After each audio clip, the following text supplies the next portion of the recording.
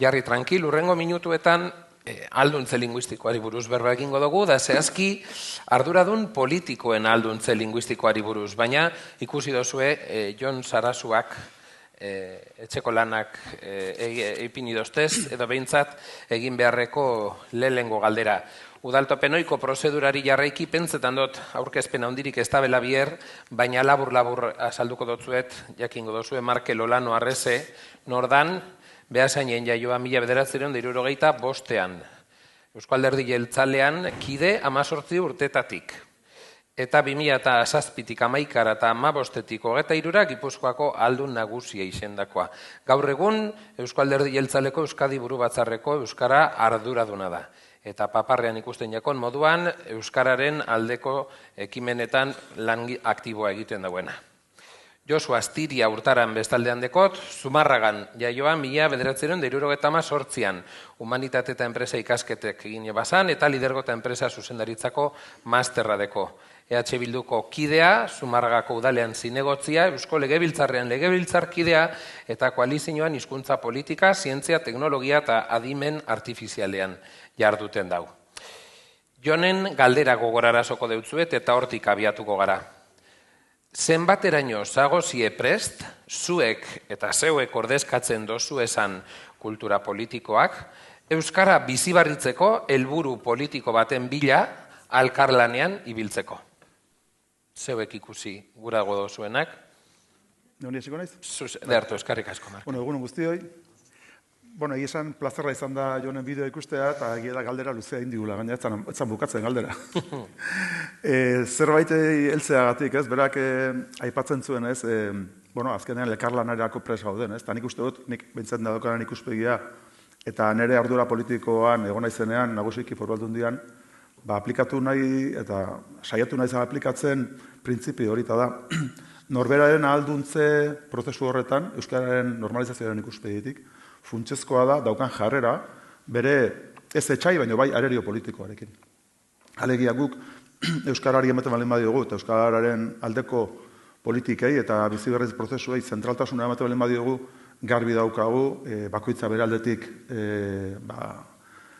lanean eta aleginean jardun da jai daukagula. Ez behar dugula izugarrizko nukleo gogor sendo bat, ez bakarrik euskalgintzaren arloan, gizartean, baizik baita ere arlo politikoan da mundu politikoan. Orduan, ahalduntze prozesu horretan, zuk zure burua trebatu beharra daukazu, arerioarekin oinarrizko adostasunetara iristen. Eta hortarako gai ez bali mazara, segurunez, ahalduntze prozesu horretan, ahuldade handia dituzu. Beraz, adostasuna ezinbesteko partea, arduradun politikoen lanean. Josu, zeu ados? Edo ze ikuspegi elkarlan horretarako? Ni ere ados nago, eta lehen da bizi eskerrik asko gonbidapenagatik. Nik uste denok ados gaudela, momentu honetan, aipatzen da bideburutzea, geldoaldi batean gaudela, geldialdia, larrialdia, atzeraldi batean ere gaudenaren seinaleak ere agian egon daitezke, eta datozen urteetan inpakto handiko vektoreak datuzkigu, teknologikoak, sozialak, ekonomikoak, beste gako baten, beste begirada batekin, begiratu behar dioguna, indar berritze edo bizi berritze prozesu honi, geldoaldi batetik, esaten dugu, indar berritze aro bat ireki behar dela, Eta horrek eskatzen du, erreakzio handi bat, martxan jartzea, ambizio handikoa, eta gure ustez, hiru ardatzetan, politika publiko eraldatzaileak, ambizio handikoak, hori trakzionatzeko egitura berriak eta horri forma emango dion aterbe juridiko berri bat, berdintasunezko aterbe juridiko berri bat. Eta atzetik erregai bezala bulkada soziala handi bat. Eta azken finean eraldaketa sozial konplexua da, hizkuntza baten bizi berritzea. Eta horrek eskatzen du, ezinbestean lankidetzan eta kooperazio eskemetan lan egitea. Eta guk hori oso garbi daukagu, bai publikoki uste maiz esan dugula, eta pribatuan ere bai, eta Markelek ere badaki, eta gure prestutasun osoa horretarako momentu honetan martxan jarreta daukagu erronda bat, eragile desberdinekin, kontseiluarekin izan ginen aste honetan, Euskal Ikaskuntzarekin, Euskaltzaindiarekin erotekoa gara, eta eragileekin ere, eragile politikoekin, IAJ-rekin da beste alderdekin, gure asmoa, elkar elkar hartu eta gutxienez lehen fase honetan, eta nik uste importantea dela, diagnostikoan ados jartzea. Evidentzia daude, evidentzia zientifikoa daude nola gauden, eta nik uste dut, inoiz baino baldintza hobeagoak ditugula ados jartzeko, eta mezu potente bat emango bagenio gizarte esanez, ez gaude ondo, baina reversiblea da. Eta politika publiko egokiak aurrera eramaten baditugu, itzulgarria den egoera batera eraman dezakegu, eta euskara beste estadio batera eraman dezakegu. Horrelako mezu bat, epe motzean emateko gai izango gaina, ni uste oso seinale potenteak emango genizkiola gizartari, eta gu behintzat gure aldetik prestutasun oso daukagu. Ez da hasiera txarra, adostasuna, kooperazioa entzun dugu alde bietatik, alegindu gaitezen arduradun politikoen ahalduntze linguistikoan bat zenbateraino egin aldo zuen aztertzen. Zuzenean joko dut arlo horretara eta galdera erraza da. Markel, zure ustez Euskal Herriko arduradun politiko batek eta hortaz danek euskara menderatu beharko luke? Menderatu beharko luke, eta ez da aski gaina hori. Menderatzearekin batera, euskaltzala izan beharko luke, eta gero baita ere, Jon Sarasuak esaten zuen bezala, eta modu oso egokian, gero baita ere, ezagutzaren ikuspegitik, soziolingvistikak markatzen dituen, Josok aipatzen zuen ez, diagnostikoak eta baita ere bideak, horiek barneratzen saiatzeko esfortzu egin beharko luke. Nik uste dut, euskaliztuna izatea eta euskara erabiltzea, bere momentuan paradigma hortan genden, ez? Nik uste dut ja hori gainditu dugula, hori ez da nahikoa. Arduradun politiko bati askoz ere gehiago zikitzu bartzaio. Zure kasuan? Ni ere ados nago. Menderatu behar da noski, baina euskara izan behar du bere lehen komunikazio hizkuntza, eta azkenen arduradun politiko batek ardura badauka, ardura instituzional bat, eta bide erakusle izan behar du, eta nik uste dut alde horretatik, ez bakarrik euskara eta bi hizkuntzak menderatu, baizik eta bide erakusle, eta euskaltzaletasun hori, eta euskaltzale aktibo, kontziente, bezala jokatu behar duela, ez? Eta bide horretan ari diren gainontzeko alderdikidei, laguntza eman, babesa eman, lagundu, eta testuinguru egoki bat egin, oraindik euskara egoki menderatzen ez dutenek, transizio hori egoki egin dezaten. Goazen bide horretara, hain zuzen be, teorian ados gagoz behintzat, orduan euskaraz jakin behar dabe. Goazen praktikara, zuek biek, kalkulo zehatza ez dut egin, baina ordezkatzen dozu esan alderdiek, 2000 bat arduradun politiko eukiko dabez, zinegotzi, zuzendari, kargudun, alako postuetan.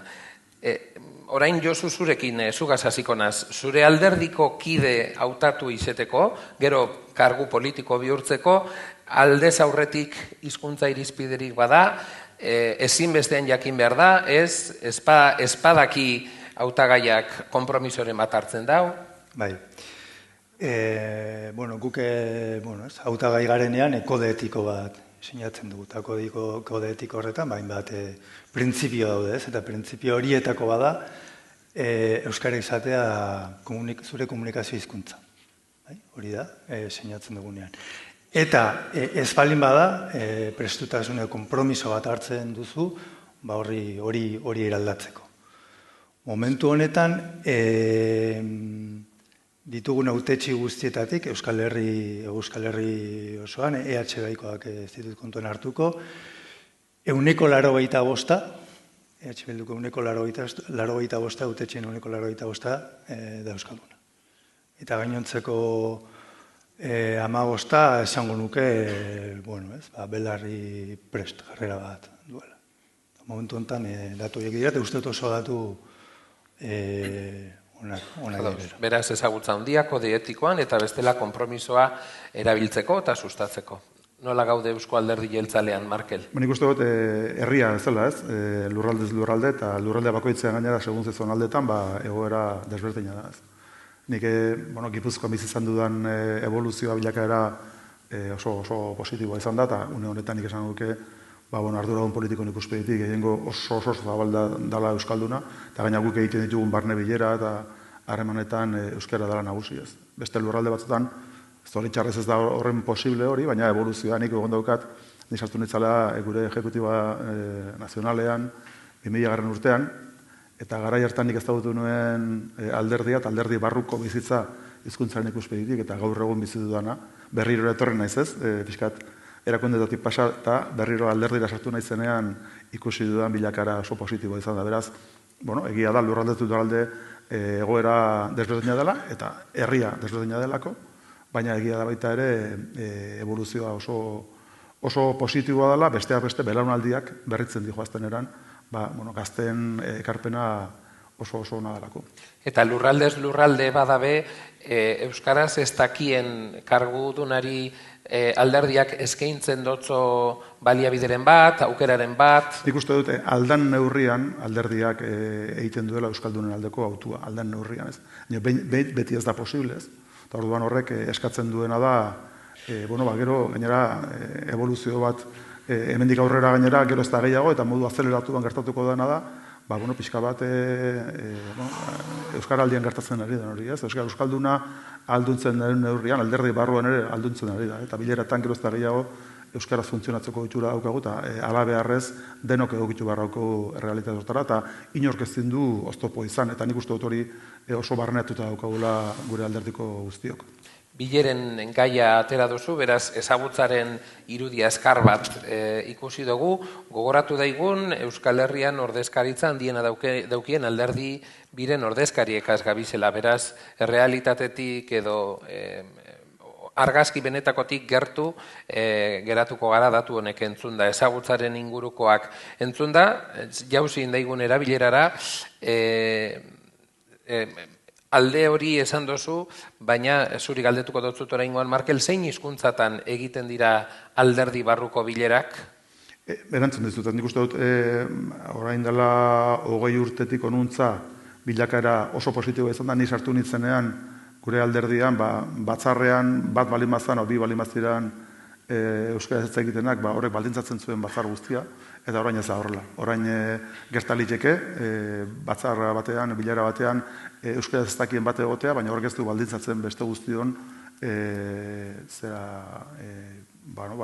konportamentua edo portaera. Orduan, horrek ekarri duena da, batzar guztietan erabiltzen da modu naturalean euskara, baina eburua izango litzateke noski hori nagusi izatea, eta esaten dudan bezala, lurralde da arabera, hori aldatu egiten da ez. Zuen kasuan, zelan da barne erabilera? Barnekoa hasiko naz lehenengo, gero noa kanpokora.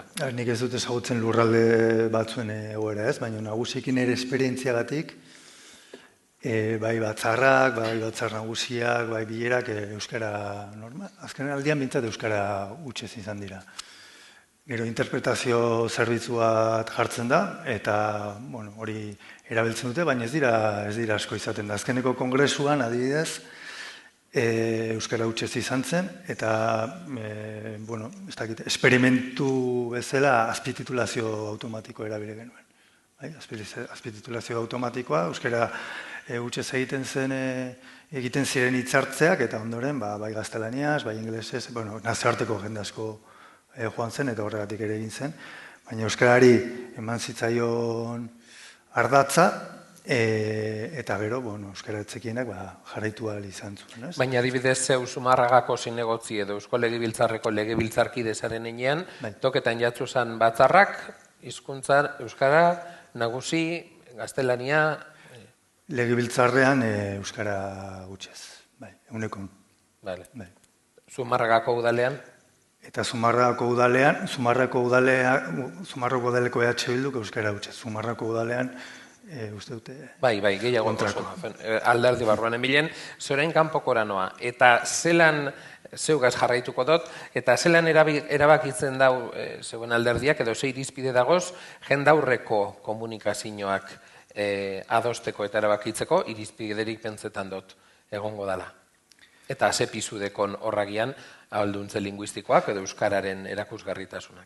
Nik uste jendaurrekoa dela momentu honetan atal delikatuena eta komplikatuena, eta gehien aurreratzeko dugun eremua. Egia da, baudela irizpide batzuk, badibidez arnasgunetan edo larri euskaldunetan euskara hutsez jarduteko irizpide bat badago, eta gero edabideetan euskarari lehentasun emanez, baina elebitan.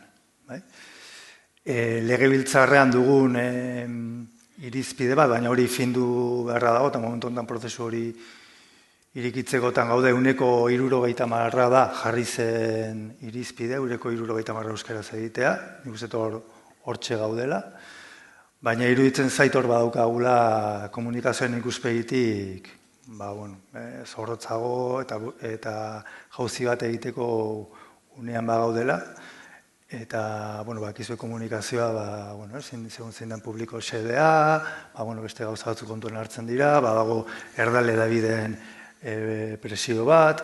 Presio hori aipatzen duzula, markatu, interesgarria dain zuzen be, presio horrek zenbateraino eragin aldau erabaki aldaketa bat, eta datu bat aipatzearren esango dut, Espainiako Kongresuan hizkuntzako ofizialak erabili aldirenetik, euskara da gitxien entzuten dan hizkuntzako ofiziala. Eta pentsetan dut zuek biek daukazuen ordezkaritzan hori seguru gogo eta gai izan dela. Presio horrek horri buelta mon behar jako, agian ez dago hainbesteko presiorik bestaldetik, euskara gehiago entzun daiten? Nik uste hori egoera horren inguruan kontziente izan behar dugula, eta ongi pentsatu behar dugula, baina badago erdalideetatik presioa, baina adibidez Madrid gertatzen dena da, segun hori hitz egiten diozun, zuri publiko objektiboa balin bada Madrileko iritzi publikoa, edo bertan duen alderdi politikoak dagoen jendartean eragin nahi balin baduzu, horregatik egiten da gehi askotan gaztelaniaz, baina horrek ez du esan nahi, datuak ongi aztertu, eta hori eraldatzeko lanik egin behar ez dugunik, eta nik uste du da. Markel, zuen kasuan jendaurreko hizkuntza irizpidea. Nik daukadan esperientzia da, bere momentuan foru aldundian izan zen bilakaera, nik uste dute gu foru aldundian gero gaina etxeko gaina euskara zerbitzuarekin, eta horrela adostuta egin genuen bilakaera bat zentraltasuna komunikazioen euskarari emanaz, ez? Nik hori aplikatzen saiatu ginean foru aldundian, egia da, Josok aipatzen zuen bezala, zenbait komunikabidek eskatzen zutela edukia gazteleraz, baina bere momentuan izan genezakeen orekaren zentzu hori gusaiatu gina pixka bat hobesten eta pisu gehiago ematen euskarari, horrek eragin zuzena ematen ziolako baita ere, azkenean euskararen presentziari komunikabideetan hori guzti dut importantea zala, eta gero komunikabideek eurek erabakitzen dute, baita ere komunikabide publikoek, kortea jartzen zuten euskarazko medioan euskeraz, hori garbi da, baina gaztelerazkoan ere bai, euskarazkoa jartzen zuten, da guzti hori, zuk emate duzu, baina gero zein izango da horren erabilera ez dago zure esku. Nola nahi ere gero gara, gero jaurlaritz barkatu ez, Foru Aldunditik legebiltzarrera joan nintzenean, nik hartu nuen autu oso pertsonala, nik esan nuen gainera, lehenengo parte hartzean estrado joan nintzenean, legebiltzarrean izango nituen interbentzio guztiak euskaraz egingo genituela. Eta hori izan zen pixka bat nire ekarpentsua, baina nire izan zen individuala. Eta uste dut hori urratsa izan da ere, lehena esaten nuen hasieran, hori konpromiso personalaren isla besterik ez dela. Nik nire buruari askoz ere gehiago exigitzen diot. Individualetik jauzi egin eta kolektibora heltzeko atzoko interbentzio bat, baino gehiagotan ataratako gai bat zeharlerrotasuna izan zen. Zelan alderdiak lortu behar dauen seguruenik alderdi bakotxak euskarari da hizkuntza politikari toketan jakon arloan eukiko dau muskuloa sendo eta antolatuta, eta baina zelan lortu edo zelan egin aldau eusko alderdi jeltzaleak edo zelan egiten dau heltzeko migrazio politikatan, gizarte politikatan, ekonomian, industrian, gainerako sektoretan ibiliko diran arduradun politikoen gana alduntze linguistikoa heltzeko du. Edo ze estrategia edo zelan egiten dau lan hori? Nik esango nuke gaur Jon Sarasuak egin duen irakurketan nagusian, eta gogoetaguna prozesuak maigaineratzen dugun estenategi horretan, dagoela ikuspegi estrategiko zabal bat, eta integrala. Alegia, gogoetagunak daukan ambizioa eta daukan soka oso luzea da. Eta eragiten dio herri osoari eta urte luzez, mugarri oso garrantzitsua jarriko ditu, ez? Sektorialki, baina ikuspegi estrategiko integral batekin, ez? Nik eduki dudan esperientzia da, hori iritsi arte, eta egia da horrek daukala ikuspegi nazional bat, ez? Euskararen, nazio osoaren, estrategia integral baten ikuspegi hori oraindik ere ez daukagu gauzatu era bat jonek esaten duen bezala, baina prozesuan gaude. Hori izan arte, zer? Eta hori da nik nire buruari egiten dion galdera. Eta nik, lehen esaten duen, alduntze prozesu horretan, lehenik eta ben, da Iñaki Jurrebasok erabiltzen duen konzeptua da ez, saiatu naiz euskarari zentraltasuna ematen, politiketan. Horrek esan nahi du, arduragun balimazera, eta arduragun nagusi balimazera, nagusia, erakunde batean. Euskarari zentraltasuna ematen balimaduzu, zuk egiten duzula, lehentasun hori sinesgarri izan dadin, eta aplikatu dadin, despliege bat egin, despliege estrategiko bat egin hortarako. Nik gogoan daukat, ez dakit, rollo gehiagik lezatzalen maiz esango jaz, nik gogoan daukat, 2015an sartu ginela gu bigarren saioan Foru Aldundian, 2007tik 11 egon ginen, gero 4 urte oposizioan ondoren 2015an, eta urte hartan, justu, gaur hilabete honetan, maiatzean betetzen dira 10 urte, Topalabek argitaratu zuenetik berrikusi txosten bat, edo manifestu antzeko bat, mugarri izan zana, Euskalgintzatik etorri izan analizia ez. Eta justu orduntxe sartu ginen gu Foru Aldundian. Topalaben zegoen pertsonetako bat gainera sartu zen, berdintasun linguistikoko zuzendari bezala, Mikel Irizar. Eta orduan, nik garbi neukana zen, eta politikoki independenta zena, beraz guretzako ere, urratxe importante izan zen ez. Gure helburu nagusia zen, lehenik eta behin, euskalgintza sozialarekin zubiak eraikitzea eta konfiantza lantzea. Eta hori lortu genuen. Hori itzan nahikoa. Gero, helburu albitzezua jarri genituen martxan. Eta lehen esaten nuen zuk arduragun politiko bezala, zentraltasuna emate balen baiozu, euskararen biziberritze prozesuari, zuk daukazun gobernantza sisteman txertatu behar duzu erdi-erdian.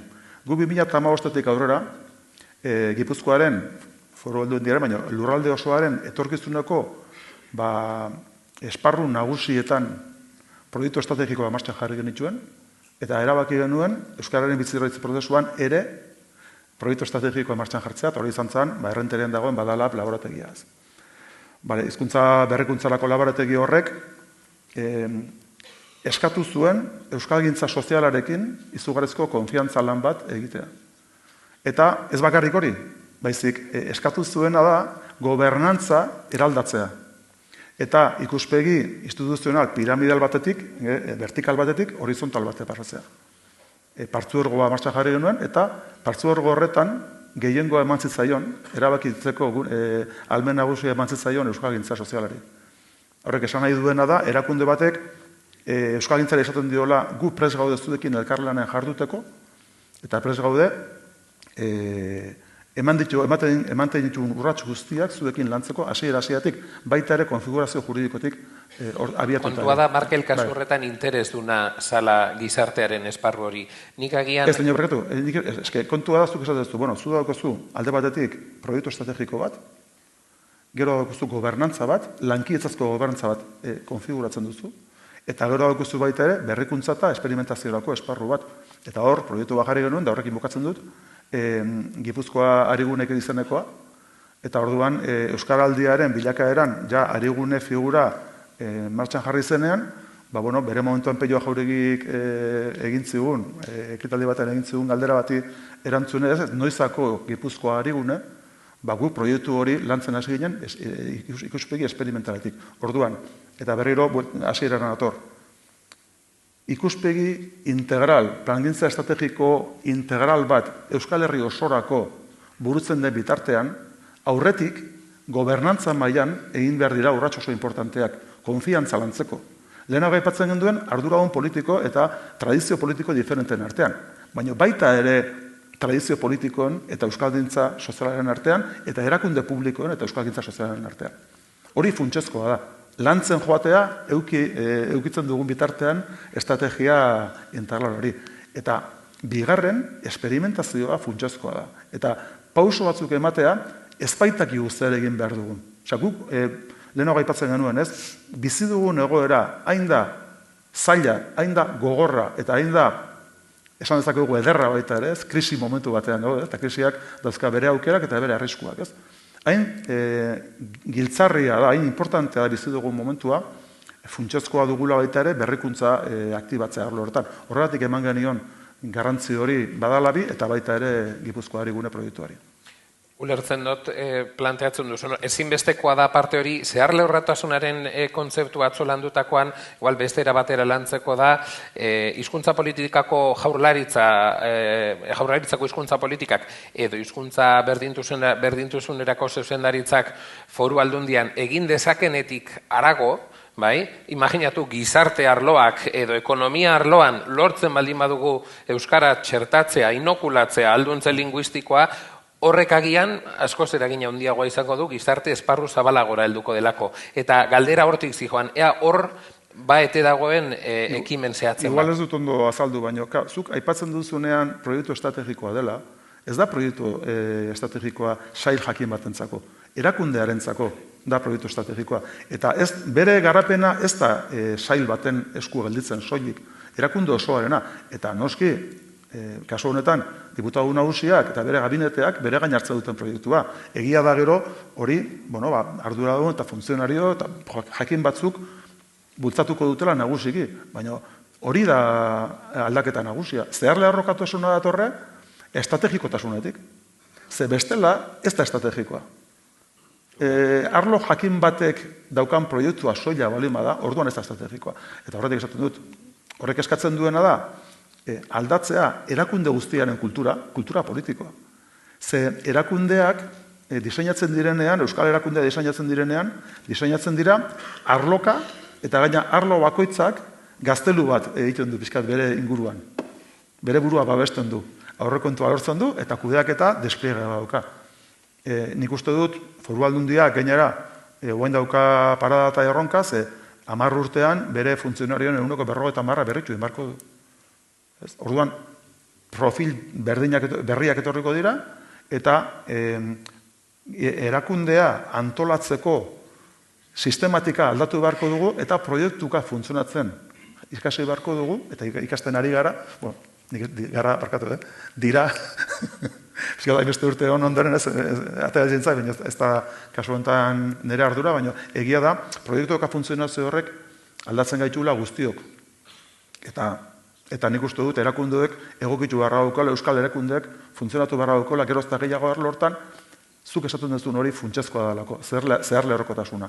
Euskararen bizi barritze prozesua ez da posible izango, baldin eta ez baldin badugu lortzen, gizarte guztiak, bakoitzak bere arduraren ikuspegitik eta bere esparruan, ardura hori asumitzez baldin badu. Argi geratu da, azken horregaz.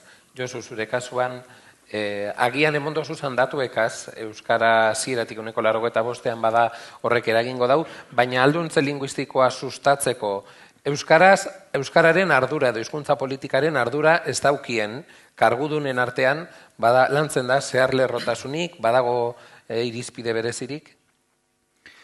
Nik horri erantziko nioke Euskararen bizi berritze aldeko lana, hizkuntza politika ez da bakarrik hizkuntza politikatik egiten. Askotan beste sail batzuetatik gehiago egiten da. Hau da, gizarte politika egoki bat, ez baldin badaukazu, desberdintasun sozialen kontrako lan handi bat, ez baldin badaukazu, desberdinkerian dagoen jende multzo handi bat baldin badaukazu, nekez joango dira Euskarara, ez gerturatuko dira, beste lehentasun batzuk dauzkatelako. Ez badaukazu lurralde politika egoki bat arnasguneetarako, arnasguneak babesteko, eta hori hirigintza politiketatik dator, politika ekonomikoetatik eta bar, nekez babestuko dituzu. Naiz eta bertan udalek lan izugarri bat egin, ez? Ez badaukazu politika teknologiko potente bat, zure hizkuntzak adimen artifizialean punta-puntako izateko, edo ikusentzunezko industria tokiko bat garatzeko, ez? Nekez egingo diozu, nekez lagunduko diozu Euskararen bizi berritzeari. Ez badaukazu talde juridiko, talde sendo bat, Euskararen estatus berrian pentsatuko ez duena, eta behar ditugu juridiko onak, bikainak, hizkuntzaren biziberritzari begirango direnak, nekez egingo da, ezta. Ordan, nik uste hori pentsaera aldatu behar da. Segurazki hizkuntza politikak tik trakzionatu behar da, baina besteek ere badute ardura eta ulertu behar dugu ekosistema bat dela, ez? Eta adibidez orain Kataluniako Generalitateak sailburu bezala izendatu du hizkuntza politikoa, ez? Eta gobernu kontseiluan dago. Quebeceko gobernuak ere egin du horrelako ahalegin bat, eta sortu ditu mandatariak sail guztietan frantsesaren aldeko ekimenak martxan jar ditzaten. Ez teknikariak, baizik eta mandatari politikoak garatu ditzaten sail bakoitzean frantsesaren aldeko ekimenak. Nik uste beste gobernantza bat pentsatu behar dugula, lehen horregatik esaten nuen, ez? Politika publiko eraldatzaik, baina egitura berriak behar dituztela hori trakzionatzeko, eta beste gobernantza sistema bat, ez? Markelek komentatu Gipuzkoako Foru Aldundian martxan berak, ez? Bere gabinete azpian kokatu zen, hori izan daiteke aukera bat, jaurlaritzan, edo guk uste dugu sail bat izatea, sail propio bat, eta sailburu bat gobernu kontseiluan egotea, izan daitekela beste bide garrantzitsu bat. Pozgarria da benetan entzutea zenbat gaitan egon daiteken sintonia. Eta sintonia horren bila, azkenengo 5 minutuak dekoguz galderen txanda zabaldu baino lehen, ezin dut ahaztu eta ezin dut pasetan itxi begien aurrean daukadan tren bat. Arduradun politikoen alduntze linguistikoa bada ere arduradun politikoek euren erabakimenaren bidez besteen alduntze linguistikoa zenbat aldatu aldaben. Eta administrazioko datu batzuek emongo dutzu edaz, ikusteko ikuspegi horretatik ze borondate egon aldan. Oldarraldi judizialari buruz, nabila zuzen be. Oldarraldi judiziala ditzen duguna, 2008 bateko Irungo udaltzaingoaren sententzia bategaz hasi izan, 29 sententzia egon dira ordutik, eta honezkero 700 lanposturi eragin dotzan ekimen bati buruz, edo oldarraldi bati buruz gabiz. Horrek derrigortasun indizea bera eraldatu egin dau, eta lehen derrigortasun indizea abia puntu bat izatetik sabai bat bihurtzera eroan dau. Eta eaen zentratu ez gaitezan bakarrik eta ikusteko arazo handiagoa bizen aldala, Nafarroan 2022an parlamentuak erabagieban eremu ez euskaldunean euskara ez baloratzea. Uste dut eta zintzotasun eta euskaltzaletasun osoagaz esango dutzuet, zuek biok ordezkatzen dozu esan alderdiak adostu ezkero gauza hauek aldatu aldirela.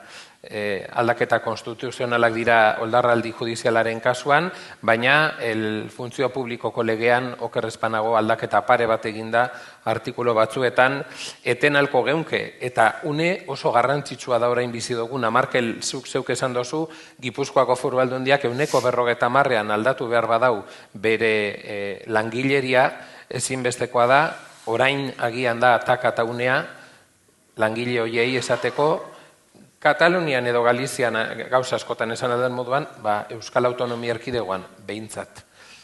Bizitzeko talan egiteko arlo publikoan, euskaraz jakitea eta egitea ezinbestekoa dala. Nola ikusten dozu egoera? Nik esango nuke, gu daukagun oldarraldi izen eman zaion prozesu horretan, segurunez horrek erantzun oso komplexua behar duela eta horre zabala arlo diferenteetan. Adibidea jarriko dut. Epai batzutan, Espainiako konstituzioak ezartzen dituen eskubide batzuk ezartzen dira, Euskaldunon hizkuntza eskubideen gainetik. Juridikoki urratxori ematen duzunean, berdin da ze aldaketa legala egiten duzun, tribunal batek erabaki dezake, ez nik jartza ditut, Espainiako konstituzioak ezartzen dituen eskubidea gainetik, eta ebazpen badaukozu, eta hilda zaude. Arazoa oso komplexua da, eta nik uste dut edukiko ditu derivazioak erkidego mailan, Euskal Erkidego eta Euskal Herri mailan, eta baita ere Madriden. Eta Madriden ere partida dago, eta jokatu behar daukagu. Nik uste dut hori dela pixkat, ez? Esan nahi nuena, ez? Nik ez dut esaten lege aldaketarik egin behar eztenik, eta prozesu horretan gaude hori aztertzen, hori lantzen, eta horrek denbora beharko du, eta bitartean hobe dugu, bentzen nik horren inguruan balorazio publiko hori ez egin, prozesu hori martxan dago, alda egingo duko gara hortan aurre egiten, baina nik daukadan bildurra da hori ez dela aski izango. Eta beste urrats batzuk egin beharko ditugula. Eta gero, iruditzen baita ere, administrazio publikora iritsi dela momentua, nun Gipuzkoako Foru Aldundian ikusi genuen, ez? Ja, iristen zera ja puntu kritiko batera, nun, egia da, ez? Datozen langileak euskaldunak izatea funtsezkoa da. Baina ezagutza haratago, erabileran ja une honetan urrats oso importanteak, ez? Gaur erabiltzen zuen Sarasoa kontzeptu bat, gogoetagunean agertu dana, eta da, pixkat arnasgune funtzionala bihurtzea administrazio publikoa, ez? Ja, momentu honetan ja, ez da bakarrik funtzionariak euskara ezagutzea, ezik ja, euskararen bizi-berditze prozesuan arnasgune bihurtzea administrazio publikoa. Eta nik uste dut horretarako, egia da, epaitegietatik datozkigun makilkara guzti horiek oztopo importante direla, baina horiek konpondu bitartean ardura badauzkagu bete erakunde bakoitzean. Dauzkagun baliabideak ongi kudeatzen, arnasgune izateko. Josu? Bueno, nik uste dut momentu hontan behar dugula da ausardia eta erabakimena. Eta egia da, konplexua dela, baina egin daiteke. Eta nik uste dut epertainean pentsatu behar dugu arkitektura juridikoan aldaketak egitea, estatus berriaren eztabaida hor dago, euskaren legearen igual gero etorri daiteke, eta hor berdintasunezko aterbe berri bat eraiki behar da euskararentzat, hizkuntza eskubideetan eraiki zen eskema hori eremuak euskalduntzera joango den eskema batera, udalegean badago filosofia hori, hezkuntzan legean ere, hezkuntza akordioan ere bazegoen filosofia hori, gero hezkuntza legean moztu zena, administrazioan ere bide hori egiten joan da, eta horregatik etorri da etena. Ikusten delako, nora, ez? Euskerak nagusitasunezko eremuak irabazten ari dela, ez? Eta, esan dure, urrutegi joan zarete eta kontuz, ez? Eta gero uste dut, epe motzean, gure eskuduntzetatik eta gure autogobernuaren gaitasun guztiak baliatu behar ditugula, enplegu publikoaren legean aldaketak egiteko. Eta proposamen bat landuta dago, bideragarria da, Katalunia eta Galiziako ereduak hartzen ditu, guk egin ditugun kontrasteetan, bai Katalunian esaten digute, hori hemen egiten utziko ez balute, sekulako, Kataluniakoa eta Galiziakoa ere bertan bera geratuko litzatekela adibidez, eta hori ez dela posible. Eta gaina irutzen ze dela aldaketa bat, justu administrazioa arnasgune izateko bidera joateko, ez? Eta proposamenak hiru bide dauzka, ez? Batetik, lanpostu guztietan bi hizkuntza ofizialak eskatu behar direla, eta hori da, berdintasunezko printzipio bat, hau da, bi hizkuntza ofizialak eskatzea lanpostu publikoetan, eta hori euskarari ematen dio beste balio instrumental bat, gizartari begira oso potentea, baina gero kudaketa malgu batekin, badakigu testuinguru soziolinguistiko batzutan, edo erakunde batzutan ez dela posible, eta orduan, geroratze indize bat jarriko litzateke, eta lanpostu publiko batzuetan sarbiderako ez litzateke eskatuko obligazio bezala, baina epe bat emango litzaioke langile horri, hori lortu dezan. Eta hori lortzeko, administrazioak bere baliabide guztiak jarri beharko lituzke, ez? Unibersaltasuna, berdintasuna, kudaketa malgua eta unibersaltasuna, ez? Eta guk lege hori ja oso aurreratuta daukagu, erredaktatuta daukagu, ez dugu erroldatu, uste dugulako elkarrekin egin behar dugula, ze Bilduk egin dezake, bihar bertan aurkeztu dezake enplegu publikoan legea parlamentuan, baina ez badateratzen zer lortzen dugu. Guretzako, ekimena ondo ez, baina nahi duguna da hori aurrera ateratzea. Eta iruditzen zaigu, elkarlanean hitz eginez, hori egin daitekeela. Horrek ez du kentzen, Madridan ere beste bide batzuk lantzea, estatusarekin, da nik uste partiak jokatu behar dela eremu guztietan eta etekina atera hartzaiola eremu guztietan daukagun negoziazio gaitasun guztiari. Baina hemen ere gure etxeko lanak egin beharriko ditugula, eta lehen esaten nuena, ez? Xabi, zuk ere esan dezuna, eta askotan komentatu izan dut, ez? Hemen akordio batera iristeko kapaz izango bagina, eta hizkuntza eskakizunen sistema aldatuko bagenu, eta enplegu publikoaren lege aldatuko bagenu, sekuelako seinale potentea emango ganioke gizarteari. Lehenago, Xabi, momentu txobatez, pixkate horren hildotik. Ondo iruditzen baiatzu, azkenengo berbea. Labur aipatzea ez, lehenago, justu horrekin hasi gara gainera, ez? Ea pres gauden elkarlanerako, ez? Nik uste dute elkarlanak eskatzen duela alde batetik konfiantza lantzea. Konfiantza lantzeko askotan posizio publiko bat hartzeak ze zama daukan, ze zama ezar dezakeen hori aurretik jakitea. Orduan, oso ongi dago norberaren integritate politikoa eta euskararen inguruan dagoen konpromisoa adierazteko posizio publikoa bat hartzea, baina hori askotan baita ere bihurtu diteke oztopo konfiantza lantzaren ikuspegitik.